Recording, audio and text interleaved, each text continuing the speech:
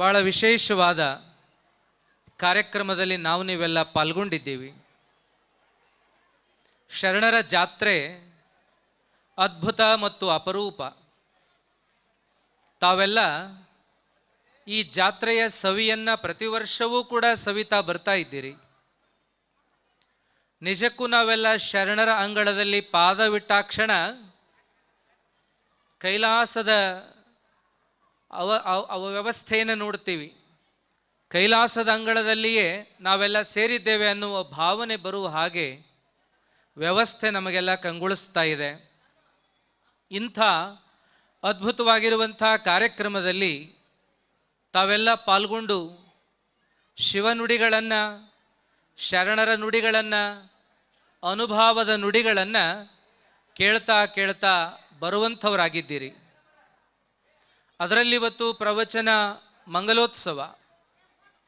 ಪ್ರವಚನದ ಮಂಗಲ ನುಡಿಯ ಜೊತೆಗೆ ಇದುವರೆಗೂ ಮನರಂಜನೆಯ ಕಾರ್ಯಕ್ರಮಗಳನ್ನು ಕೂಡ ನೋಡಿದ್ರಿ. ಇಂಥ ಒಂದು ಸದಾವಕಾಶವನ್ನು ಪೂಜ್ಯರು ಸದಾವಕಾಲ ನಿಮಗೆಲ್ಲ ಕಲ್ಪಿಸಿಕೊಡ್ತಾ ಬರ್ತಿದ್ದಾರೆ. ನಮ್ಮ ನಿಮ್ಮ ಜೀವನಕ್ಕೆ ಬೇಕಾದ್ದೇನಪ್ಪ, ಏನನ್ನು ನಾವು ಪಡ್ಕೊಳ್ಬೇಕಾಗಿದೆ, ಏನನ್ನು ಪಡ್ಕೊಳ್ಳೋದ್ರಿಂದ ನಮ್ಮ ಜೀವನ ಸಾರ್ಥಕವಾಗ್ತದೆ ಅನ್ನುವಂಥ ಚಿಂತನೆಗೆ ನಮ್ಮನ್ನೆಲ್ಲ ಒಳಪಡಿಸುವಂಥ ಒಂದು ಕಾರ್ಯಕ್ರಮ ಇದು. ಶರಣರ ಒಂದು ವಚನ ಕೇಳ್ತೀವಿ. ಕರಿಯ ನಿತ್ತಡೆ ಒಲ್ಲೆ, ಸಿರಿಯ ನಿತ್ತಡೆ ಒಲ್ಲೆ, ಹಿರಿದಪ್ಪ ರಾಜ್ಯವ ನಿತ್ತಡೆ ಒಲ್ಲೆ, ನಿಮ್ಮ ಶರಣರ ಸುಳ್ನುಡಿಯನು ಒಂದರಗಳಿಗೆ ಇತ್ತಡೆ, ನಿಮ್ಮ ನಿತ್ಯ ಕಾಣ ರಾಮನಾಥ ಅನ್ನುವಂಥ ವಚನ. ನೋಡ್ರಿ, ಪ್ರತಿ ಮಾತಿನ ಕೊನೆಗೆ ಒಲ್ಲೆ ಒಲ್ಲೆ ಒಲ್ಲೆ ಅಂತ ಹೇಳುವುದನ್ನು ಕೇಳ್ತೀವಿ. ಪ್ರಾಸವಾಗಿ ಹೇಳ್ಕೊಂಡು ಬಂದಾರ. ವಲ್ಯ ಅಂತನ್ನುವ ವಿಷಯ ಬಂದಾಗ ಅನುಭಾವಿ ಒಬ್ಬರು ಹೇಳ್ತಾರ, ಆಗಲಿ ಅನ್ನೋದಕ್ಕೇನು ಧೈರ್ಯ ಬೇಕಾಗಿಲ್ಲ, ಆಯಿತು ಅಂತ ಹೇಳಲಿಕ್ಕೇನು ಧೈರ್ಯ ಬೇಕಾಗಿಲ್ಲ, ವಲ್ಯ ಅಂತ ಹೇಳೋದಕ್ಕೆ ಧೈರ್ಯ ಬೇಕು ಅನ್ನುವಂಥ ಮಾತನ್ನು. ಇಲ್ಲೇ ಧೈರ್ಯ ಏನು ಬಂತು ವಲ್ಯ ಅನ್ನಕ ಅಂದ್ರೆ, ನಾವೆಲ್ಲ 10 ಪರ್ಶಿಕುಡು ಗೋವಿಂದ ಅನ್ನುವಂಥ ವ್ಯವಸ್ಥೆ ಒಳಗೆ ಬಂದಂಥವ್ರು. ಎಲ್ಲರೂ ಹೆಂಗೋ ಹಂಗ ನಾವು, ಎಲ್ಲರೂ ಇದ್ದಂಗೆ ಇದ್ದು ಬಿಡೋದು, ಇದ್ದಂಗೆ ಹೋಗೋ ಸಿದ್ದೇಶ್ವರ ಅನ್ನೋ ಮಾತ ಐತಲ್ಲ, ಇಲ್ಲದ ವಿಚಾರ ಮಾಡೋದು ಯಾಕೆ, ಇದ್ದಂಗೆ ಹೋದ್ರೆ ಬದುಕು ಚಂದ ಅನ್ನುವಂಥ ಅನೇಕ ವಿಚಾರಗಳಿಗೆ ಒಳಗಾಗಿ ನಾವೇನು ಮಾಡ್ತೀವಿ ಅಂದರೆ, ಬೇಕೋ ಬ್ಯಾಡೋ, ಸರಿಯೋ ತಪ್ಪೋ, ಅವಶ್ಯನೋ ಅನವಶ್ಯನೋ ಯಾವುದನ್ನು ನೋಡಲಾರ್ದೆ ಏನು ನಡೆದದೋ ಅದರೊಳಗೆ ನಾವೆಲ್ಲ ಬೆರೆತು ಹೋಗಿಬಿಡ್ತೀವಿ. ಆದರೆ ಒಂದು ಪ್ರಜ್ಞಾವಂತ ಮನಸ್ಸನ್ನು ಇಟ್ಟುಕೊಂಡು ಬದುಕಿನ ವಿಚಾರವನ್ನು ಸರಿಯಾಗಿ ಅರ್ಥ ಮಾಡಿಕೊಂಡು ಬೇಕು ಬೇಡ, ಸರಿ ತಪ್ಪು, ಅವಶ್ಯ ಅನವಶ್ಯ, ಯೋಗ್ಯ ಅಯೋಗ್ಯಗಳನ್ನು ವಿಚಾರ ಮಾಡಿ ಹೋಗುವಂಥ, ಹೆಜ್ಜೆ ಹಾಕುವಂಥ, ಬದುಕನ್ನು ಸರಿಯಾದ ದಾರಿಯಲ್ಲೇ ತೆಗೆದುಕೊಂಡು ಹೋಗುವಂಥ ವ್ಯವಸ್ಥೆಗೆ ನಾವೆಲ್ಲ ಒಳಗಾಗುವುದಿಲ್ಲ. ಅದಕ್ಕೆ ನಿಜಗುಂಡ್ರು ಹೇಳಿದ್ರಲ್ಲ, ಹಿತವಿದು ಅಹಿತವೆಂದು ಅತಿಶಯಿಸಿ ತಿಳಿಯುವುದೇ ಚಂದಮಮ ಅಂತ ಹೇಳುವಾಗ ಸ್ವಲ್ಪ ವಿವೇಚನೆ ಇರಲಪ್ಪ. ಎಲ್ಲದರ ಹಿಂದೆ ಬೆನ್ನು ಹತ್ತೋದಲ್ಲ, ಕುರಿ ಓಪಾದಿ ಒಳಗೆ ಒಂದರಿಂದ ಒಂದು ತಲೆ ತಗ್ಗಿಸ್ಕೊಂಡು ಹೋಗುವಂಥ ವ್ಯವಸ್ಥೆ ಆಗಬಾರ್ದು. ಸ್ವಲ್ಪ ವಿಚಾರ ವಿವೇಚನೆಯಿಂದ ಹೆಜ್ಜೆ ಹಾಕಿದರೆ ನಿನ್ನ ಬದುಕಿಗೆ ಚಂದ ಅನ್ನುವಂಥ ಮಾತನ್ನು ಹೇಳ್ತಾರಲ್ಲ, ಆ ಹಿನ್ನೆಲೆ ಒಳಗೆ ದಾಸಿಮಯ್ಯನವರು ಹೇಳ್ತಾರ, ಸ್ವಲ್ಪ ವಿಚಾರ ವಿವೇಚನೆಯಿಂದ ನೋಡು, ಆಗ ಯಾವುದು ಅವಶ್ಯ ಅನ್ನಿಸ್ತದೋ ಅದನ್ನು ಮಾತ್ರ ನೀನು ಮಾಡ್ತಿ, ಅದನ್ನು ಒಪ್ಕೊಳ್ತಿ. ಯಾವುದು ಅವಶ್ಯ ಅಲ್ಲ ಅನ್ನಿಸ್ತದನೋ, ಅನಗತ್ಯ ಅನ್ನಿಸ್ತದನೋ ಅದನ್ನು ವಲ್ಯ ಅಂತ ಸಾರಾಸಗಟಾಗಿ ತಳ್ಳಿ ಹಾಕುವಂಥ ವ್ಯವಸ್ಥೆಯನ್ನು ನೀ ಮಾಡಿಕೊಳ್ತಿ ಎನ್ನುವಂಥ ವಿಚಾರವನ್ನು ಇಲ್ಲಿ ಹೇಳ್ತಾ ಬರ್ತಾರೆ. ಅದನ್ನು ಹೇಳುವಂಥದ್ದು ಕರಿಯ ನಿತ್ತಡೆ ಒಲ್ಲೆ. ನೋಡ್ರಿ, ಕರಿ ಅಂದರೆ ಬಣ್ಣದ ವಿಚಾರ ಹೇಳಕತ್ತಿಲ್ಲ. ಕರಿ ಬಣ್ಣ, ಬಿಳಿ ಬಣ್ಣ, ಕೆಂಪು ಬಣ್ಣ ಹಿಂಗಲ್ಲ. ಕರಿಯ ನಿತ್ತಡೆ ಒಲ್ಲೆ. ಕರಿ ಅಂದ್ರೆ ಆನೆ. ಆನೆ ಕೊಟ್ಟರು ವಲ್ಯ ಅಂತಾರ. ಎರಡನೇದಾಗಿ ಹೇಳ್ತಾರ ಸಿರಿಯ ನಿತ್ತಡೆ ಒಲ್ಲೆ. ಸಂಪತ್ತನ್ನು ಕೊಟ್ಟರೂ ಕೂಡ ಒಲ್ಲೆ ಅನ್ನುವಂಥದ್ದು. ಹಿರಿದಪ್ಪ ರಾಜ್ಯವ ನಿತ್ತಡೆಯೂ ಒಲ್ಲೆ.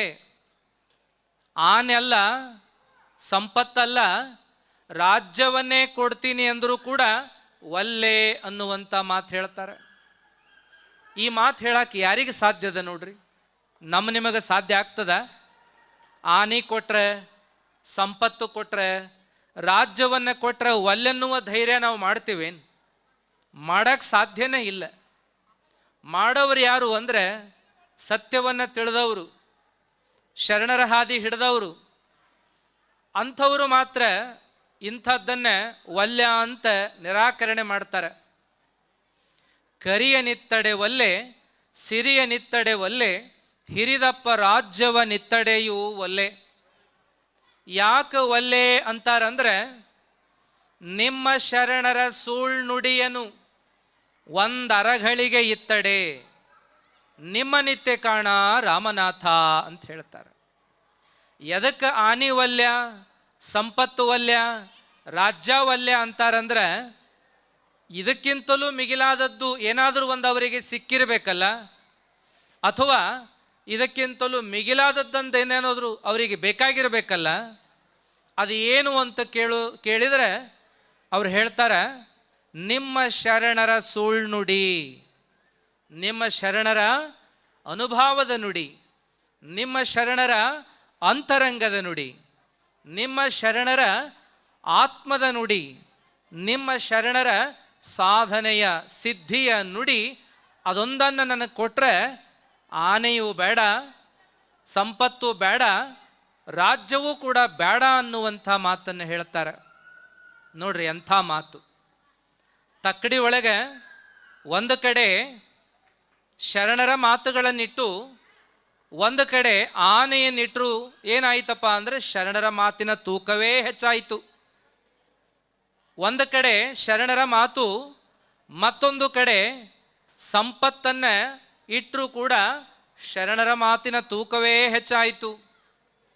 ಮತ್ತೊಂದು ಕಡೆ ಶರಣರ ಮಾತುಗಳು, ಒಂದು ಕಡೆ ರಾಜ್ಯವನ್ನಿಟ್ಟರೂ ಕೂಡ ಶರಣರ ಮಾತಿನ ತೂಕವೇ ಹೆಚ್ಚಾಯಿತು.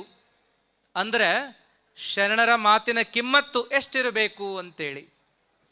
ಹಾಗಾಗಿ ಶರಣರು ಕಿಮ್ಮತ್ತಿನ ಮಾತನ್ನು ಹೇಳ್ತಾ ಬಂದರು.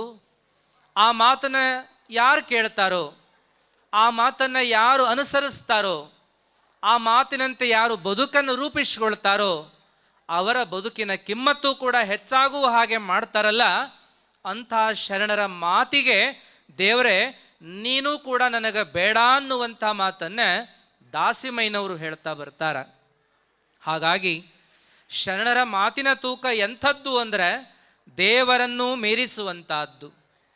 ಬರೀ ಆನೆಯಲ್ಲ, ಬರೀ ಸಂಪತ್ತಲ್ಲ, ಬರೀ ರಾಜ್ಯ ಅಲ್ಲ, ದೇವರಿಗಿಂತಲೂ ಮಿಗಿಲಾದ ತೂಕ ಉಳ್ಳದ್ದು ಯಾವುದಾದ್ರೂ ಇದ್ದರೆ ಅದು ಶರಣರ ಮಾತು ಅನ್ನುವ ತೀರ್ಮಾನವನ್ನೇ ಜೇಡರ ದಾಸಿಮಯ್ಯನವರು ಕೊಡ್ತಾ ಬರ್ತಾರೆ. ಅಂದರೆ ಎಂಥ ಕಿಮ್ಮತ್ತಿಂದು, ಎಂಥ ತೂಕದ್ದು ಅಂಥೇಳಿ. ಅಂಥ ಶರಣರ ಮಾತುಗಳು 1, 2 ಅಂತ ಲೆಕ್ಕ ಹಾಕುವಂಥವಲ್ಲ. ಶರಣರ ಮಾತುಗಳು 100,000 ಕೋಟಿ ಅಂತ ಲೆಕ್ಕ ಹಾಕುವಂಥವುಗಳಲ್ಲ. ಶರಣರ ಮಾತುಗಳನ್ನು ಲೆಕ್ಕ ಹಾಕಿ ನೋಡಬಾರ್ದಂತ, ಶರಣರ ಮಾತನ್ನೇ ಲೆಕ್ಕ ಹಾಕಿ ನೋಡೋದಲ್ಲಂತ, ಅದನ್ನು ತೂಕ ಮಾಡಿ ನೋಡ್ಬೇಕಂತ. ಎಷ್ಟು ತೂಕದ್ದು ಅಂತ ನೋಡಬೇಕು ಅಂತಂತಾರಂದ್ರೆ ಅದರ ತೂಕಕ್ಕೆ ಆನೆ ಹತ್ತುವುದಿಲ್ಲ, ಸಂಪತ್ತು ಹತ್ತುವುದಿಲ್ಲ, ರಾಜ್ಯ ಹತ್ತುವುದಿಲ್ಲ. ಇಡೀ ದೇವರನ್ನೇ ಕೂಡಿಸಿದರೂ ಕೂಡ ಆ ಮಾತಿನ ತೂಕಕ್ಕೆ ಸರಿಬಾರದು ಅನ್ನುವಂಥ ಮಾತು ಹೇಳ್ತಾರೆ. ಅಂದರೆ ಶರಣರ ಮಾತಿಗೆ ನಾವೆಲ್ಲರೂ ಕೂಡ ತಲೆಬಾಗಬೇಕು. ಆ ಮಾತುಗಳನ್ನು ಕಿವಿಯಾಗಿ ಕೇಳಬೇಕು, ಮನದಲ್ಲಿ ಇಟ್ಕೊಳ್ಬೇಕು, ಆ ರೀತಿಯ ಬದುಕನ್ನು ಮಾಡಬೇಕು. ನಾವು ಕೂಡ ಭಗವಂತನೇ ಆಗಿ ಹೋಗಲಿಕ್ಕೆ ನಮಗೆ ಸಾಧ್ಯದ ಅನ್ನುವಂಥ ವಿಚಾರ ಇಲ್ಲಿ ಮೂಡಿ ಬರ್ತದೆ. ಹಾಗಾಗಿ ಅಂಥ ನಮ್ಮಂಥ ಸಾಮಾನ್ಯರನ್ನೆಲ್ಲ ಶ್ರೀಮಂತರನ್ನಾಗಿ ಮಾಡುವಂಥ, ನಮ್ಮಂಥ ಮಂದಮತಿಗಳನ್ನೇ ನಮ್ಮನ್ನೆಲ್ಲ ಶಿವಮತಿಗಳನ್ನಾಗಿ ಮಾಡುವಂಥ, ಪಾಮರರನ್ನ ಪಂಡಿತರನ್ನಾಗಿ ಮಾಡುವಂಥ, ಹುಲುಮಾನವರನ್ನ ದೇವಮಾನವರನ್ನಾಗಿ ಮಾಡುವಂಥ, ಶರಣರ ನುಡಿಗಳನ್ನು ಕಟ್ಟಿಕೊಡುವಂಥ ವೇದಿಕೆ ಅಂದರೆ ಅದು ಶರಣರ ವೇದಿಕೆ ಅಂಥೇಳಿ. ಇಂಥ ಶರಣರ ವೇದಿಕೆಯಲ್ಲಿ ವರ್ಷವೂ ಕೂಡ ಅದ್ಭುತವಾದ ಪ್ರವಚನ ಕಾರ್ಯಗಳು ನಡೆದು ಬರ್ತವೆ. ನಮ್ಮ ಅಪ್ಪಗಳು ವರ್ಷವೂ ಕೂಡ ನಾಡಿನ ಮೂಲೆ ಮೂಲೆಗಳಿಂದ ಒಳ್ಳೆ ಅನುಭಾವಿಗಳನ್ನು ಕರೆತಂದು ಪ್ರವಚನ ಮಾಡಿಸುವಂಥ ಕಾರ್ಯವನ್ನು ಮಾಡ್ತಾರೆ. ಬಳಗಾನೂರಷ್ಟೇ ಅಲ್ಲದೆ ಸುತ್ತೆಲ್ಲ ಹಳ್ಳಿಗಳ ಜನರನ್ನೆಲ್ಲ ಬರಮಾಡಿಕೊಂಡು ಅವರ ಬದುಕಿಗೆ ಶರಣರ ಬೆಳಕನ್ನು ತಂದೊಡ್ಡುವ ಕಾರ್ಯವನ್ನು ಮಾಡ್ತಾರೆ. ಅಂದರೆ ಎಂಥ ದೊಡ್ಡ ಕಾರ್ಯ! ಹಾಗಾಗಿ ನಿಜವಾಗಿಯೂ ನಮ್ಮ ಬದುಕಿಗೆ ಬೇಕಾಗಿರುವಂಥದ್ದು ಎಣ್ಣೆ ಬತ್ತಿಯ ದೀಪದ ಬೆಳಕಲ್ಲ, ಈ ಎಲ್ಲ ಮಿನುಗುವಂಥ ವಿದ್ಯುತ್ ದೀಪದ ಬೆಳಕಲ್ಲ. ನಿಜವಾಗಿಯೂ ನಮ್ಮ ಬದುಕನ್ನು ಬೆಳಗುವಂಥದ್ದು ಶರಣರ ಅನುಭವದ ಬೆಳಗು. ಅಂಥ ಅನುಭವದ ಬೆಳಗನ್ನು ಸದಾಕಾಲ ನಮ್ಮಲ್ಲಿ ಬೆಳಗುವ ಹಾಗೆ ಮಾಡುವಂಥ ಕಾರ್ಯ ಅದು ಈ ಜಾತ್ರಾ ಮಹೋತ್ಸವ ಅನ್ನುವಂಥದ್ದು. ಆ ಹಿನ್ನೆಲೆ ಒಳಗೆ ಪೂಜ್ಯರು ಇಂಥ ಕಾರ್ಯವನ್ನು ಮಾಡ್ತಾ ಈ ವರ್ಷವೂ ಕೂಡ ಅದ್ಭುತವಾದಂಥ ಮಹಾತ್ಮರ ಜೀವನ ದರ್ಶನ ಪ್ರವಚನ ಕಾರ್ಯಕ್ರಮಕ್ಕೆ ಮಾರ್ಗದರ್ಶನವನ್ನು ಮಾಡಿದ್ರು. ಅದರಂತೆ ನಮ್ಮ ಬಳುವಟಿಗೆ ಹಿರೇಮಠದ ಶಿವಕುಮಾರ ಸ್ವಾಮಿಗಳು ಭಾಳ ಅದ್ಭುತವಾದ ಪ್ರವಚನವನ್ನು ನೀಡಿದ್ದಾರೆ ಅನ್ನುವಂಥದ್ದನ್ನು ಕೇಳಿ ಭಾಳ ಸಂತೋಷವಾಗಿದೆ. ಪೂಜ್ಯರೇನಪ್ಪ ಅಂತ ಕೇಳಿದ್ರೆ ಬಹಳ ಸದುಹೃದಯರು, ಆತ್ಮೀಯರು. ಅವರ ಮಾತುಗಳನ್ನು ಆಗಾಗ ಕೇಳ್ತಾ ಬಂದಿದ್ದೇವೆ. ಅದ್ಭುತ ಪ್ರವಚನಕಾರರು. ಜನಮಾನಸವನ್ನು ಅವರು ಮುದಗೊಳಿಸಿ ಹದಗೊಳಿಸಿ ಶರಣರ ವಿಚಾರಗಳನ್ನು ತುಂಬಿ ಅವರ ಪ್ರವಚನವನ್ನು ನಿಜಕ್ಕೂ ಜೀವನದಲ್ಲಿ ಅಳವಡುವಂತೆ ಮಾಡುವ ಕೌಶಲ್ಯ ಆ ಪೂಜ್ಯರಿಗಿದೆ. ಅಂಥ ಪೂಜ್ಯರು ಪ್ರವಚನ ಕಾರ್ಯವನ್ನು ನೆರವೇರಿಸಿಕೊಟ್ಟಂಥದ್ದು ಬಹಳ ವಿಶೇಷವಾಗಿದೆ.